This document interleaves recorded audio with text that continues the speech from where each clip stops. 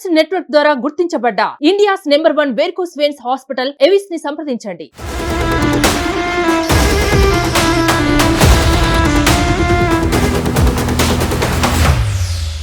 Welcome to Suman TV. హైదరాబాద్లో హైడ్రా కొరడా జులిపిస్తోంది. అమ్మో మా ఇల్లు కూలిపోతాయేమో, మమ్మో మా కాలనీలోకి వస్తారేమో, అమ్మో మా ఇల్లు చెరువులో ఉందేమో, అన్యాయంగా కూల్చేస్తున్నారు, ఇబ్బంది పెడుతున్నారు, రాజకీయ కక్ష తీర్చుకుంటున్నారు, చాలా గవర్నమెంట్ ఒక కావాలని అన్ని చేస్తుంది కక్ష తీర్చుకోవడానికి అని చెప్పేసి అనేక రకాల ఆరోపణలు వినిపిస్తున్నాయి. ఇందులో ఎంతవరకు నిజం ఉంది ఒక్కసారి ఆలోచించండి. ఎంతవరకు నిజం ఉంది? తప్ప ఆక్రమించిన చెరువుల్లో నిర్మాణాలు చేపట్టడం న్యాయమా? చెరువులకు ఉంచిన సికం భూములల్లా లేకపోతే చెరువులకు సంబంధించిన FTL పరిధిలో చెరువుకు సంబంధించిన బఫర్ జోన్లో నిర్మాణాలు చేపట్టడం న్యాయమా? చట్టబద్ధమా? వీళ్ళకి అనుమతులు అధికారుల ఉద్యోగాలు వీకేయాలి. ఫస్ట్ ఏ ఊరికైనా చెరువు ఎంత అవసరం? హైదరాబాద్ చరిత్రలో ఒకసారి వెళ్ళి చూడండి. హైదరాబాదులో చెరువుల్ని ఇవాళ కాపాడుకోలేకపోతే భవిష్యత్తులో హైదరాబాద్ మరో బెంగళూరుగా మారే ప్రమాదం ఉంది. బెంగళూరులో పోయిన ఎండాకాలం ఏం జరిగిందో మీకు ఎరికేనా? ఒక ఇంటికి ఒక 20 లీటర్ల నీళ్లు దొరకలే, బాత్రూమ్ పోవడానికి కూడా నీళ్ళు దొరకలే. 5 స్టార్ హోటళ్లలోకి ఎగబడ్డరు జనాలు. కొందరైతే రూములు తీసుకొని 5 స్టార్ హోటళ్లలో ఉన్నారు, ఆర్థిక స్తోమత లేకపోయినా. తాగుతందుకు నీళ్ళు లేవు. భార్యల్ని పుట్టింటల్లో దించొచ్చిరు, పోయి అత్తగారింట్లోకి పోయి భర్తలు భార్యలు దించొచ్చారు. దయచేసి బంధువులు మా ఊర్లో మా ఇంటికి బెంగళూరులో మాత్రం మా ఇంటికి రావద్దని వేడుకున్నారు, ప్రకటనలు జారీ చేశారు. కార్యాలయాలకి చాలా పెద్ద పెద్ద ఆఫీసులకి వాష్రూమ్లకు నీళ్ళు సరిపోవని సెలవులు ఇచ్చారు తెలుసా? మొన్నటి ఎండాకాలంలోనే. ఎక్కువ దూరం అవసరం లేదు, ఇంటర్నెట్లో పోయి ఒకసారి సెర్చ్ చేయండి, సెలవులు ఇచ్చిరు. అటువంటి దుర్భిక్షమైన స్థితిని ఎదుర్కొంది బెంగళూరు నగరం కూడా మన హైదరాబాద్ లాంటి నగరమే, హైదరాబాద్ కంటే పెద్ద నగరం, ప్రపంచ ప్రఖ్యాతిగాంచిన నగరం. ఆ నగరానికే నీటి కష్టాలు వచ్చాయి. మరి మన హైదరాబాద్ రేపు వస్తే అట్లాంటి పరిస్థితి, పిష్టి కొట్టడానికి కూడా నీళ్ళు లేకపోతే ఎట్లా? ఆ రోజు వచ్చే ప్రమాదం ఉంది. ఆ రోజు వచ్చే ఛాన్సెస్ చాలా 100% కనిపిస్తోంది. కాకతీయుల కాలం నుంచి ఒక్కసారి హైదరాబాద్ చరిత్రలోకి వెళ్ళి చూడండి. కాకతీయుల కాలం నుంచి ఇప్పటి వరకు దాదాపు 5,000కు పైగా చెరువులు ఉండేవి హైదరాబాద్లో. కాకతీయుల కాలం నుంచి నిజాం కాలం వరకు, కాకతీయుల నుంచి నిజాంస్ వరకు, నైజాం పరిపాలించే వరకు హైదరాబాదులో 5,200కు పైన చెరువులు ఉండేటివి. ఎక్కడ పోయినాయి ఈ చెరువులన్నీ? ఎక్కడ పోయినాయి? మనం వింటున్నాం కదా, నల్లకుంట, బతుకమ్మ కుంట, తుమ్మల కుంట, ఈ కుంట, ఆ కుంట, ఈ కుంటలన్నీ గుంటలే, అవే చెరువులు. నల్లకుంట కాలనీ అయిపోయింది, చెరువు మాయమైపోయింది. బతుకమ్మ కుంట ఖాళీ అయిపోయింది, కాలనీ అయిపోయింది, ఆ కాలనీ పేరే బతుకమ్మ కుంట అయింది. తుమ్మల గుంట, ఈ చెరువు, ఆ చెరువు, ఈ చెరువులన్నీ, ఈ కుంట గుంట ఏవైతే ఉన్నాయో హైదరాబాద్ నగరాల కాలనీలో పేర్లు అవన్నీ ఇవే. కనిపించకుండా పోయిన చెరువులు కేవలం హైదరాబాదు, గ్రేటర్ హైదరాబాద్ పరిధిలోనే 920 చెరువులు ఉండేటివి. కేవలం గ్రేటర్ హైదరాబాదు పరిధిలోనే 920 చెరువులు ఉండేటివి. గ్రేటర్ హైదరాబాద్ తీసేద్దాం, ఔటర్ రింగ్ రోడ్ వరకు తీసుకుందాం. ఔటర్ రింగ్ రోడ్ వరకు 920 చెరువులు ఉండేటివి. ఈ 920 చెరువుల్లో 282 చెరువులు మాయం.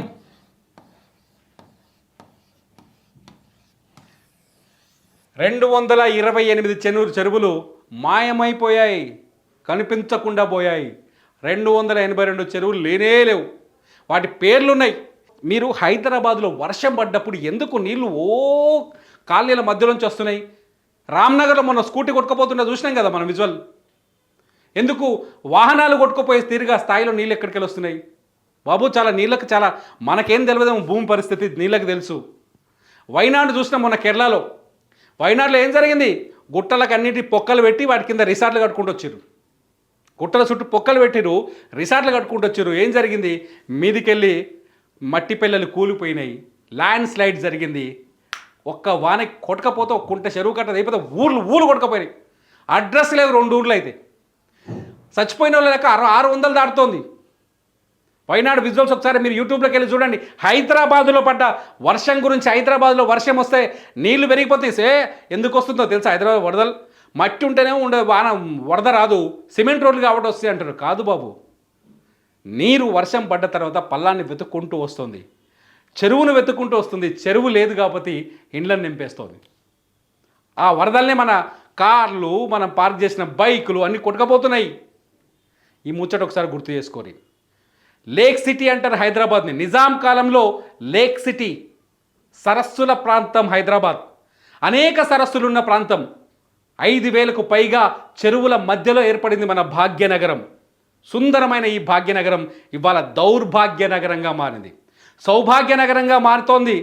ఎవరికి? అక్రమార్కులకు, రియల్టర్లకు, దోచుకునే వాడికి ఇలా చెరువుల్ని కబ్జా చేసి ఇండ్లు కట్టి, సికం భూముల్లో కూడా ఇండ్లు కట్టి, ఎఫ్టీలను ఆక్రమించి మాది పట్టాభూమని కోర్టుల చుట్టూ తిరిగే దొంగలకి సౌభాగ్య నగరంగా మారుతోంది. పేదవాళ్ళకి ఇది ఇంకా దౌర్భాగ్య నగరంగానే ఉంది, దౌర్భాగ్య నగరంగానే కనిపిస్తోంది. మనం ఇంత అందమైన భాగ్యనగరాన్ని పాడు చేసుకుందామా?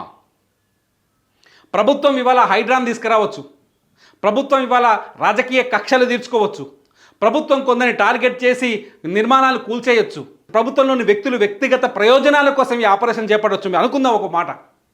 కానీ చెరువుల పరిస్థితి ఏంది? కనిపించకుండా పోయిన చెరువుల పరిస్థితి ఏంది? చెరువు ఆక్రమించుకొని చెరువుల్ని ఏమీ లేకుండా తెలుసా? ఇవాళ హైదరాబాద్లోని ఔటర్ రింగ్ రోడ్ చుట్టూ దాదాపు 209 చెరువులు ఇంకా ఉన్నాయి. 209 చెరువులు ఉన్నాయి. ఒకసారి నేను క్లీన్ చేస్తాను. 290 చెరువులు ఇంకా ఉన్నాయి. ఈ 209 చెరువుల్లో ఈ 209 చెరువులు చరిత్ర చూస్తే చాలా పెద్ద చెరువులు అయి. ఆ చెరువుల చరిత్ర చదవండి ఒకసారి. ఆల్రెడీ ఇంటర్నెట్లో బోల్డ్ అంత డేటా అందుబాటులో ఉంది. ఈ 200 చెరువులన్నీ దాదాపు 100 ఎకరాలకు పైగా విస్తరించిన చెరువులు. 100 ఎకరాలకు మించిన విస్తీర్ణం కలిగిన ఈ 200 చెరువులు ఇవాళ కనీసం 2,000 గజాలు కూడా లేదు. చెరువులకి ఇవాళ 2,000 గజాలు కూడా లేదు. ఔటర్ రింగ్ రోడ్ పరిధిలో ఉన్న 209 చెరువులు ఒక్కొక్కటి 100 ఎకరాల విస్తీర్ణం కలిగిన చెరువు గవర్నమెంట్ భూమి ఉండే. అవి అలా 2,000 గజాలు కూడా లేదు. మీ ఇంటి పక్కన మీరు హైదరాబాద్ కావచ్చు, హైదరాబాద్ పరిసర ప్రాంతాల్లో కావచ్చు, ఉప్పల్లో ఉండొచ్చు, ఉప్పల్ నల్ల చెరువు చుట్టూ ఉండొచ్చు, పటాన్ చెరువులో ఉండొచ్చు, లేకపోతే ఇంకో చెరువు దగ్గర ఉండొచ్చు, సరూర్ నగర్లో ఉండొచ్చు. ఒక్కసారి పోయి చూడండి. టిప్పర్లలో మట్టిని తీసుకొచ్చి చెరువులో గుమ్మరిస్తున్నారు, చెరువు పరిధిని తగ్గిస్తూ వస్తున్నారు. అటువంటి చెరువుల్లో నిర్మాణాన్ని ఏర్పాటు చేస్తే మీ కాలనీలు నీళ్ళలో మునిగిపోతే ఏం చేస్తాయి? మీరు ఇల్లు కొనుక్కునేటప్పుడు ఆలోచించండి. నేను చేసే నా సజెషన్ ఏంటంటే, మీరు ఇల్లు కొనుక్కునే ముందు ఒక్కసారి ఆలోచించండి. ఇవాళ కూల్చడం తప్పేమీ కాదు, ఇందులో బరాబర్ కూల్చాల్సిందే, తిరిగే లేదు. చెరువులు కాపాడుకోవాల్సిన అవసరం ఉంది కాబట్టి. కానీ మీరు ఇండ్లు కొనుక్కునేటప్పుడు ఒక్కసారి ఆలోచించండి. మీరు కష్టపడి సంపాదించిన డబ్బు దెబ్బతినే అవకాశం ఉంది. ఇవాళ అక్రమార్కులు ఏదో కాగితాలు సృష్టించి గవర్నమెంట్ అధికారుల దగ్గర క్లియరెన్స్లు తీసుకొచ్చి, పర్మిషన్లు తీసుకొచ్చి మీకు ఇల్లు ఇవ్వచ్చు. రేపు పొద్దున వాన పడితే ఆ వాననే ముంచేస్తుంది. ఆ వాన మీ ఇంటిని ముంచేస్తుంది. చూస్తున్నాం, హైదరాబాదులో అపార్ట్మెంట్లలో నీళ్ళు వస్తే మోటార్లు పెట్టి బయటకు కొట్టడానికి మనం 100 సార్లు చూస్తూనే ఉన్నాం. ఇప్పుడు మీరు కొత్తగా పోతున్న కాలనీల్లో FTL పరిధి కానీ బఫర్ జోన్ కానీ ఉంటే ఆ ఇంటిని ఎట్టి పరిస్థితుల్లో కొనకండి, నష్టపోతారు. రియల్ ఎస్టేట్ చేసేవాడు మాయమాటలు చెప్తాడు, వాని బిల్లు వాడు అమ్ముకొని వెళ్ళిపోతాడు, మళ్ళీ రాడు మీ దగ్గరికి. అక్కడి నుంచి తలకాయ నొప్పి మీకు స్టార్ట్ అవుతుంది. భాగ్యనగరాన్ని కాపాడుకుందాం. చెరువులని ఆక్రమణని అడ్డుకునే ప్రయత్నం చేద్దాం. చెరువుల్ని ఆక్రమించే వారిపైన ఫిర్యాదులు చేద్దాం. భాగ్యనగరం మరో బెంగళూరు కాకుండా చూద్దాం. ఎందుకంటే చెరువులు మాయం చేసుకుంటూ పోతే భూగర్భ జలాలు అడగంటిపోతాయి. భూగర్భ జలాలు అడగంటిపోతే బోర్లు వేసిన నీళ్ళు రావు. రేపు పొద్దుగాల తాగుతానికి నీళ్ళు సరిపోవు. ఇటు నుంచి గోదావరిని, అటు నుంచి కృష్ణానదిని రెండింటిని పైపులలో తీసుకొచ్చి కొట్టినా నీళ్లు సరిపోవు. ఇప్పటికీ ఎందుకు 111 జీవోని తీసుకొచ్చిరు?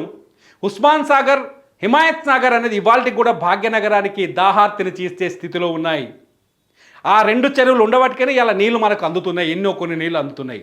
రేపు పొద్దున ఆ 2 చెరువులు కూడా పోయినాయి అనుకోండి, జన్వాడ నుంచి మొదలుపెట్టి వాటిని కబ్జా చేసుకుంటూ వచ్చి మెల్లగా వాటిని కూడా మింగేసిరు అనుకోండి, ఆ భూమిని కూడా, మనకి తాగుతానికి నీళ్ళు దొరకాయి. గోదావరి నీళ్లు మనకు సరిపోవు, కృష్ణా నీళ్లు మన దగ్గర దాకా రావడానికి సరిపోవు. రేపు పొద్దున 2 రాష్ట్రాల పంచాయతీలు ఉంటాయి ఈ 2 నదుల పైన. దాటిపైన కేంద్రం పెత్తనం వస్తుంది, భాగ్యనగరం ఎండిపోతుంది. మరో బెంగళూరు లాగే పెళ్ళాన్ని అమ్మగారింటికి పంపించాల్సి వస్తుంది, పోరగాళ్ళకి ముడ్డి గడకుండా ఇచ్చిపెట్టాల్సి వస్తుంది. గుర్తుపెట్టుకోరు, ఇంటికి చుట్టాలు రావద్దని కాలు మొక్కాల్సి వస్తుంది. ఈ పరిస్థితులు రేపు మనకు కూడా వస్తాయి. పోయిన ఎండాకాలంలోనే హైదరాబాద్లో చాలా చోట్ల నీళ్ళు లేవు, వానకాలం వస్తేనే వరదలు వస్తున్నాయి, ఎండాకాలం వస్తే తాగుతా నీళ్ళు దొరకలేవు. ఈ పరిస్థితి రాకుండా ఉండాలి అంటే ఒక్కసారి మన నగరం బెంగళూరు నగరంలో మారకుండా ఉండాలంటే మొన్నటి ఎండాకాలంలో నీళ్ళ కోసం తపన పడ్డ కష్టపడ్డ బెంగళూరు నగరంలో మారకుండా ఉండాలంటే చెరువుల్ని కాపాడుకోవాల్సిన బాధ్యత మన పైన ఉంది. చెరువులపై మాట్లాడాల్సిన బాధ్యత మనపై ఉంది.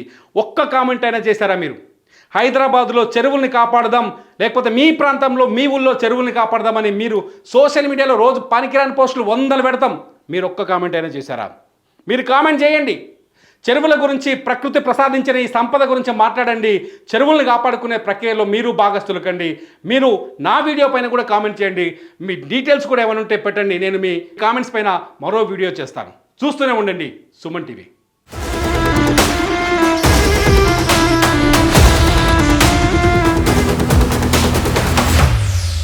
మీ బిజినెస్ ఏదైనా మీ ఊర్లో ప్రమోషన్ చేయాలంటే అది సుమన్ టీవీతోనే సాధ్యం. ఇప్పుడే సంప్రదించండి.